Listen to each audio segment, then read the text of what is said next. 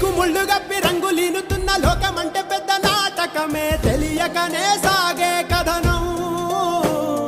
నీవు పెట్టుకున్న నమ్మకాలు అన్ని పక్కదారి బట్టి పోతుంటే కంచికి నీ కదలే దూరం. నీ చేతుల్లో ఉంది సేతల్లో చూపించి ఎదురేగి సాగాలిగా. రేపేటవులో తేలా